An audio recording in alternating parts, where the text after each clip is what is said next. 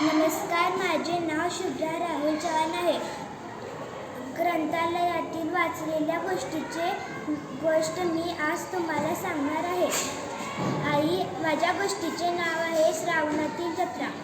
आई सगळी मुले जत्रा पाहायला जात आहेत, आम्ही पण जाऊ. अजय आणि विजय दारातून आईला हाक मारून विचारतात. नाही, मुले जत्रेला एकटी जात नाहीत, आईने उत्तर दिले.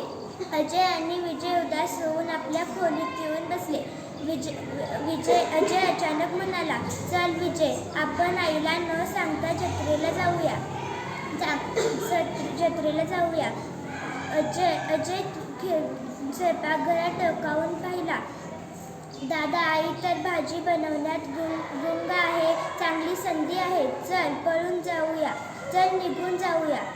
अजयने विजयचा हात धरला आणि दोघे भाऊ घरातून जत्रेला पळून गेले.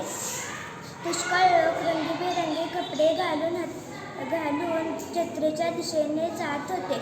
अजय आणि विजय पण त्यांच्याबरोबर थोड्याच वेळात जत्रेत पोहोचले. डुगडुग असा आवाज आला. हत्ती.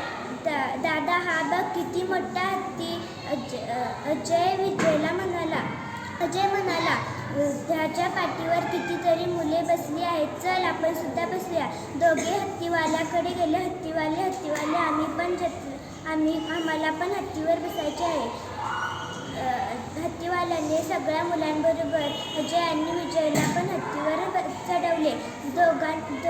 दोघे भाऊ सगळ्या जत्रेत चक्कर मारली. दोघांना खूप मजा आली.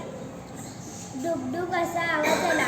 दादा, हा कसला आवाज आहे? हा तर माकडवाला आहे. चल, माकडीचा नाच पाहूया. दोघे भाऊ त्या दिशेने धावले.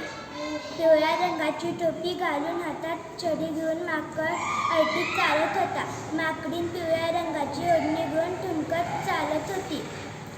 खेळ संपला. माकडाने सगळ्या मुलांशी हस्तांदोलन केले. सगळ्या मुलांनी आनंदाने टाळ्या वाजवल्या.